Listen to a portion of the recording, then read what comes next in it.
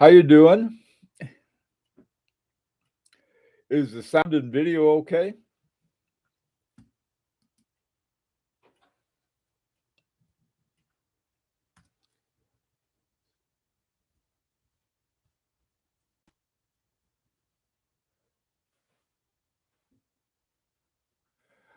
Hey, Big Sal, Thomas, how you doing?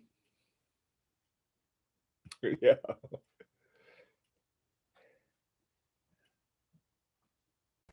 Hi, Alexander. I are you freezing too? Hi, Chinwan. Good morning. Owen, hey Owen. I just replied to uh your WhatsApp on that. Hi, Brian. Oh boy. It is cold this morning. It was minus 24 degrees, wind chill -7. These are all Fahrenheit. Uh, I got a window here and a window in front of me, so it's try to stay warm.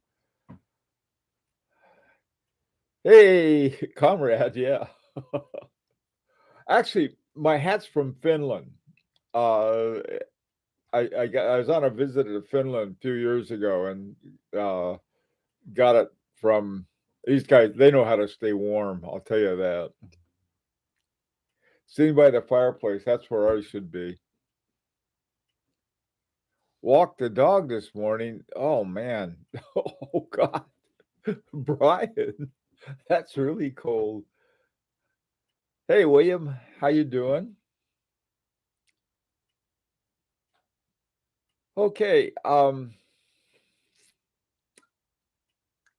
I guess uh what I'd like to hi Mark. What I'd like to talk about this morning is sort of the watches that we that you avoid.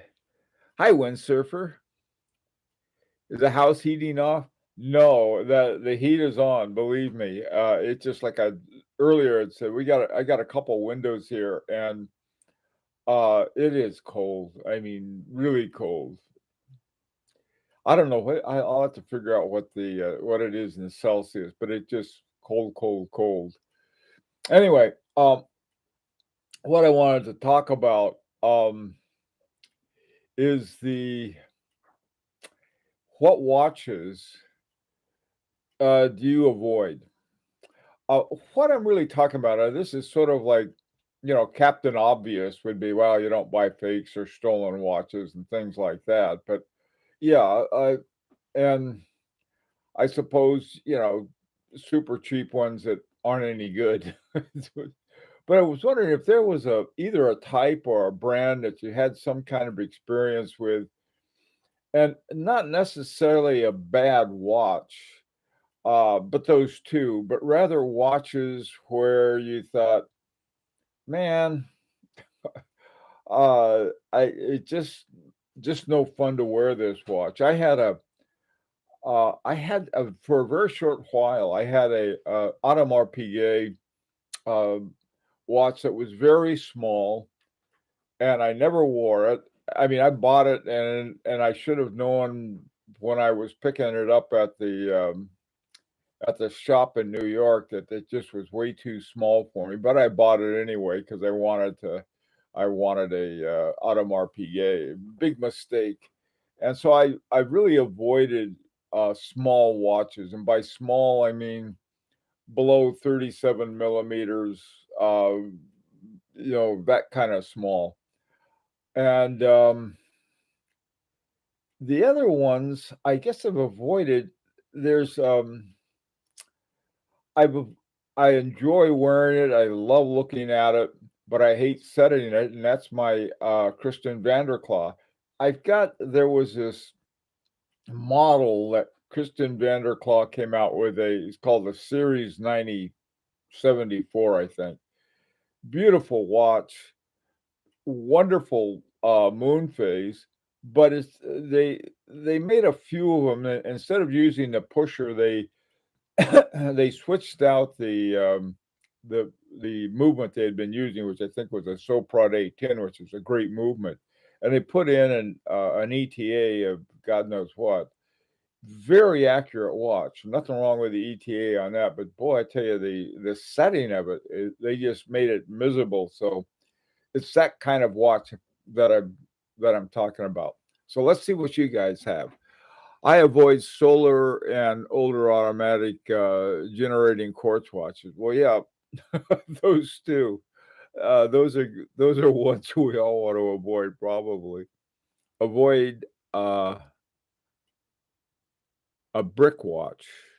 Bruce, I'm not sure what you mean by that. Is that a brand? High of 62 today here in the flyover states. Yeah, yeah, that comes with that comes. Don't they have a big dust storm that comes with and blow Dorothy in her house? Hi, Tuna. Unfortunately for me, because there are many fantastic watches out there, but I don't buy watches with Roman numerals. You know, it's funny. I'm not much of a Roman numerals fan either, but on the right watch, they're almost perfect. But I understand what you're talking about. Um, a very formal watch in Roman numerals seems to be the most appropriate. The one I have, I've got uh, a Roger Dubuis sympathy. It's really sort of a version, I think, of it has the RD 12, I think, RD 14 movement, which is a great movement, uh, Geneva seal, and it has these very stylistically Roman numerals, like I said, that are almost impossible to read. But along the edge, on the inside of the case, they have Arabic numbers that are very easy to read, so it's not a problem. It's sort of a cool looking watch too. So what else you got? Hi, Gilberto. Avoid fake and fashion watches. Yeah, I've got, there's with the kind of fashion watch that I avoid are the ones that I saw this one that somebody slapped the Burberry label on some cheap movement, some cheap, I think it was a quartz movement, and it looked like Burberry's logo, but if it's more about the logo than it is, I mean, about the brand than it is about the watch. You could have, for example, a Burberry with the Burberry plaid on it and stuff. That's sort of nah.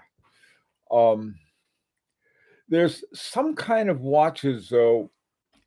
There's sort of a line between. Oftentimes, a fashion brand does not have what I'd call fashion watches.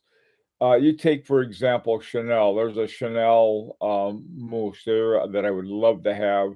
Hermes or a bunch of Hermeses that I'd like to have. So with with a fashion watch, it depends, I guess, on the fashion. If something is more toward the horology than it is the fashion I'm for. I don't know. Van Cleef and Arpels, that's what I have on today. My um Air DC at what's that called? Air DC Air DC at Dyer. This is my this is Van Cleef and Arpels, and Van Cleef and Arpels is known primarily for women's jewelry and things like that. But this watch has it's got it's a fantastic watch with incredible horology with a movement by Jean-Marc Wiederreich. The entire movement is not just uh, a little unit on it. So I think I I think that the I don't know. Another thing I don't like, there's certain brands that aren't very forthcoming about what's inside. If a watch says Swiss movement automatic, I won't buy it. And there are a lot of companies that put that on there, or they have some phony baloney caliber number that, and I don't care if they have a good one later. This is done a lot by Breitling, and I wish they wouldn't do it because I taught so much of Breitling. IWC does this. These are simply watches I don't want to have anything to do with, because if they're not transparent about the movement, what else aren't they transparent about? So easy. I mean, most people who buy watches, they see a movement number and they could care less, but it means a lot, I think, to collectors who know what that means. Anyway, so much for that. Hi, Gilberto. Let's see what's going on here. Canadian watchmaker. I avoid hyped watches and paying full retail. Me too. I don't know. I see. There are these sort of formula. I guess ads you have these little YouTube ads you get, and somebody comes out and they're all like just like I think what Watch Monkey talked about. They're just super hyped and this is the greatest thing and blah blah blah blah. Um, a watch ad that would get me that I'd really like. It says, "Here's a pretty watch that we have. This is a movement with that we have, and yada yada yada and so forth." And something like that. That I'd really like to see. I I know it's probably I don't know why it should be so difficult to do that. Let's see. Chinua Hamilton, Cocky 83 manual, legendary watch, but becomes easily foggy. Okay, that's good to know. It's also fragile. It's a field watch, but you have to treat it like a dress watch. Yeah, I didn't know that. That's a kind of watch too I would avoid. Hi, windsurfer. There are plenty of watches that I would like to own and wear, but I avoid it because of excessive servicing costs. Some of the ALS fall into that. Now it's a good point, windsurfer. Unfortunately for me, I that doesn't bother me, and I I just I end up paying I don't know between $1,000 and $2,000 for a simple FP Journe servicing. But the way I look at it is this, is that what would I rather have? Take that one or $2,000 and buy a so-so watch or have my FP Journe in top shape? And I always go with the having my FP Journe service. But I do know what you mean. I had my Parmigiani serviced, and it was about $1,000. But man, I tell you, it's like a new watch. So I'm good with that. It's something that I think it's a good reason not to buy a cheap watch. I don't think they charge any less for service on a cheap watch than an expensive watch. But on a good watch, you can expect to pay a lot for service. And so I don't know. There's sort of might keep you from getting a really good watch. If I bought a watch and got a big discount on it because it was, needed service, I wouldn't mind as long as the discount would cover it and then later on the same thing. But that's a good point. I mean, if you got one that's sort of a that all the time you got to send back. There was this guy I met. He had a certain model of FP Journe and he must have sent that thing back. I don't know how many times to their service center, and they never could get it right. Forgot what kind it was. It may have been a perpetual calendar or something like that. But no matter what they did, it was all that thing never was right. Um, but for FP Journe, you take your basic CS and all the variations of it, and that thing will. This is a great watch to wear. Won't buy a watch if it's too thick. Yeah, yeah, yeah. That's another thing I don't like. I don't like a really thick watch.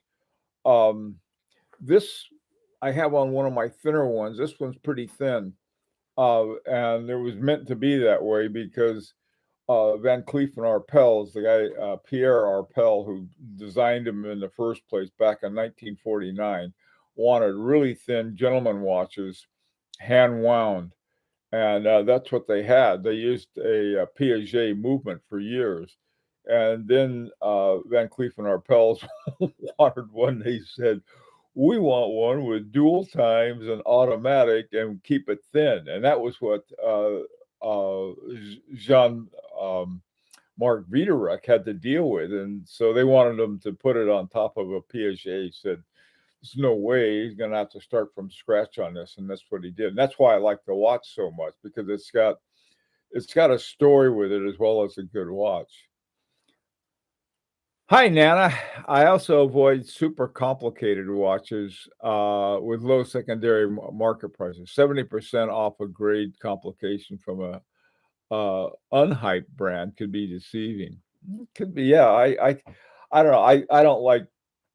I'm not crazy about skeleton faces. Some people like them. I generally don't. There's some exceptions, but not a whole lot. Um, So that would be one thing. The other thing, and like Clyde said, thick watches, it's just not something that I care for either.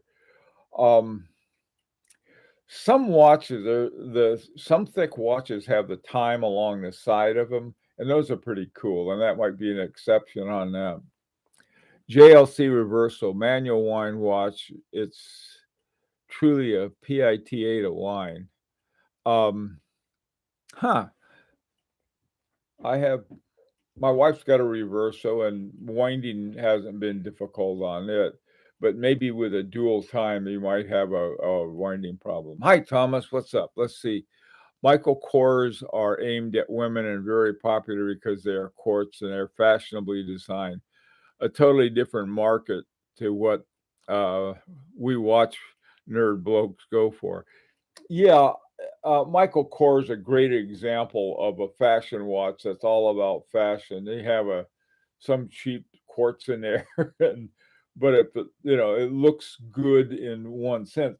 See, this is one of the biggest problems I have is sort of knowing that there's certain brands that are associated with fashion, but some of them have fabulously good watches. And I mentioned Hermes and some of the other ones. My Chaumet is more identified with jewelers and crowned heads of that they used to have. I think all the crowned heads are gone now, but that's what Chaumet did.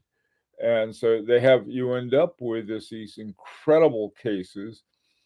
The one I have has an ETA movement, but it's got an Agenor uh, Agony's gears on it that gives this movement, this just unbelievably smooth rotation of this little Ferris wheel on the thing. It's the kind of thing. Ralph Lauren, that's another brand like Michael Kors that you see that just sort of go the other way. At one time, they had a really nice movement made for them, and it's still out there. I think you can still find it. But Ralph Lauren is one of those ones that you wouldn't expect to find a good movement in one of those. You'd expect, something for, I don't know, guys who wear Ralph Lauren, I guess. Okay, let's see what you got here. Um, I avoid straps. I'm a bracelet man. Ha! William, yeah, I like both of them. I've got exactly one bracelet, and the rest are all uh, gator or leather, except for my Seiko 5, which has a fabric band on it. Hey, Bruce, I avoid barely legible. Yes, good point. If there's poor legibility, especially when you become a certain age, your eyesight isn't what it used to be. Um, this watch I think, is great legibility for someone with normal. They got all of their marbles.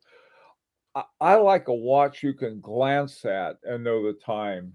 Um, you can just sort of take a quick look. The one that we did, the Louis watch we did is one of those watches. You could just take a quick look at it, and the reason is that it's got the observatory hands, and the observatory hands um, are easy to tell the hour hand from the minute hand. A tiny crown. I don't like tiny crowns either, Henry. That's a good point. Kelpa supplanted the reverse. Hey, Martin, how you doing? I can't stand open heart. Um, yeah, some of those are like the same thing I don't like about the skeletonized faces. I think they have another name for them. Um, some I do like. If I can see the way that MB&F has them is fine because what they're really doing is they're showing the essence of the movement in it. I would never buy a tourbillon. It doesn't do anything for me. I'm the same way, Gilbert.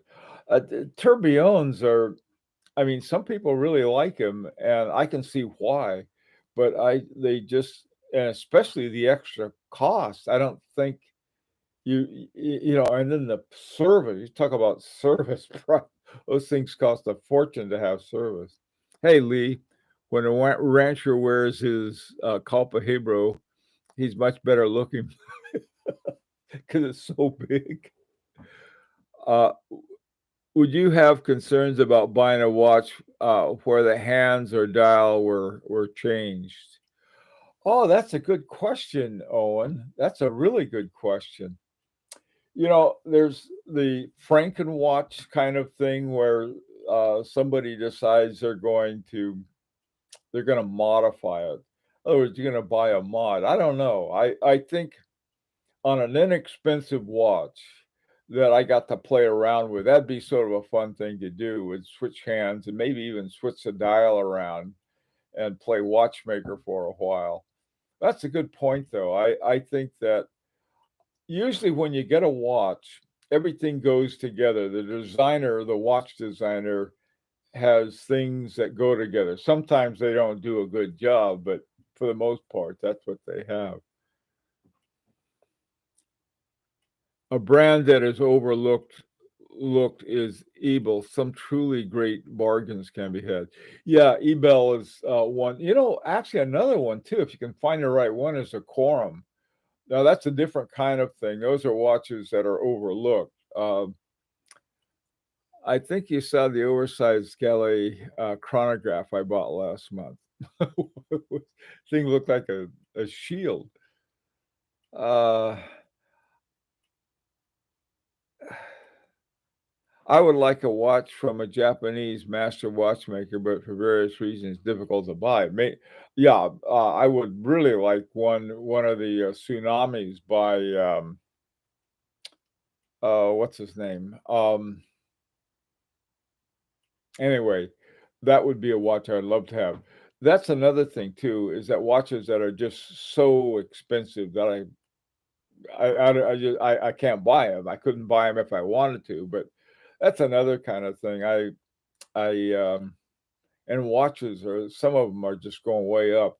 I had did a video the other day in fact, yesterday on Chopard and Blancpain, and these two watches, Blancpain, I always think of those and with Chopard as being, like maybe between 7 and 10,000.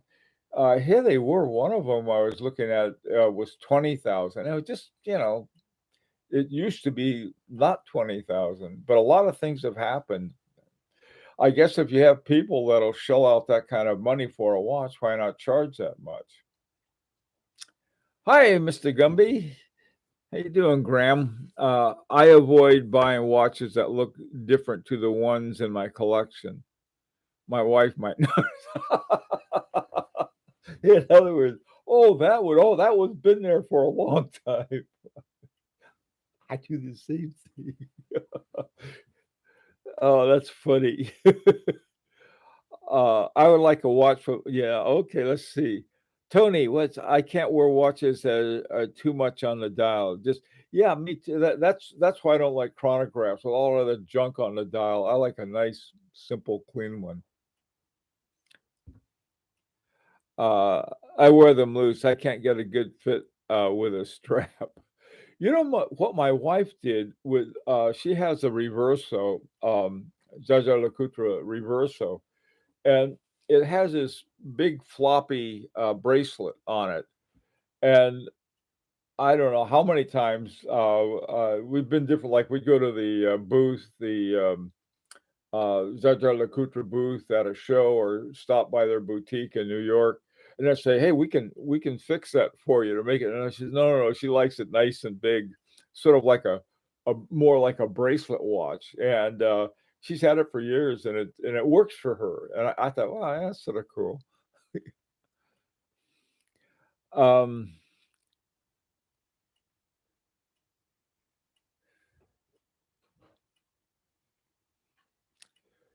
Mr. French Monster. I think something French fried monster, okay.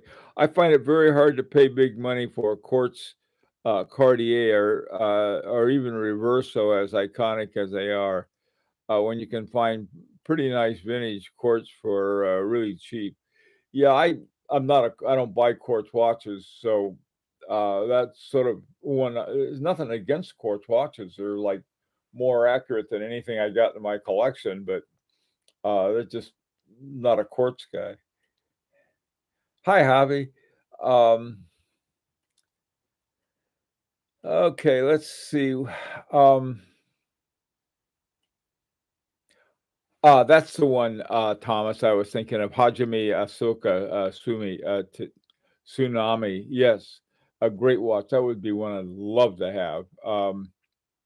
They're one thing I gotta tell you, watches that I'm not too I can understand them, but not really one I'd wanna have too much.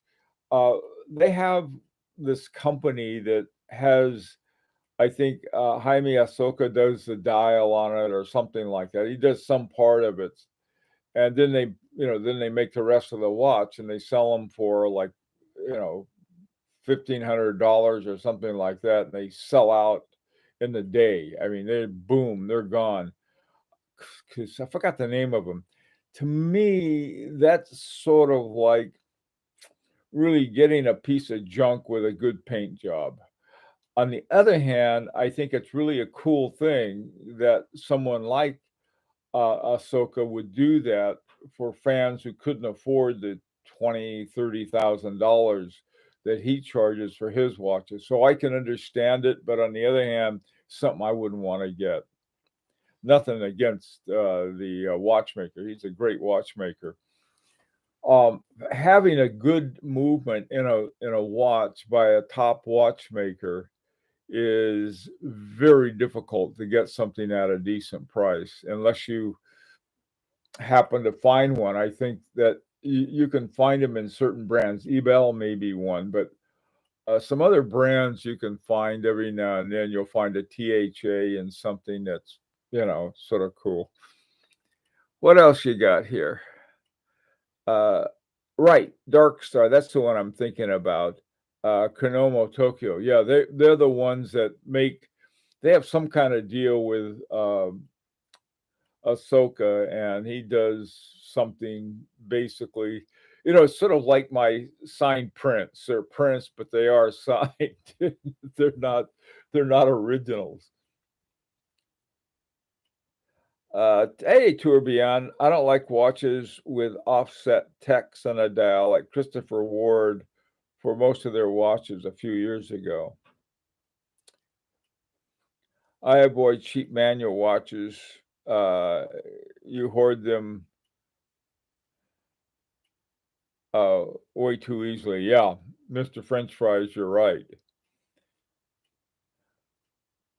Balderdash on that statement. You just have to do some research work and find a brand that everyone hasn't latched onto. I agree. Yeah, yeah. That's Balderdash. I'm not sure what the Balderdash is for. Is that a brand I've missed? Balderdash. Oh, God. That's somebody from the 19th century. Love that term.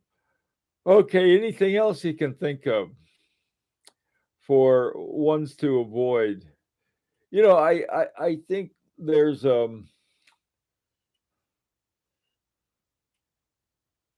yeah, no one has Gilberto. Uh peace, friendship, love, happiness.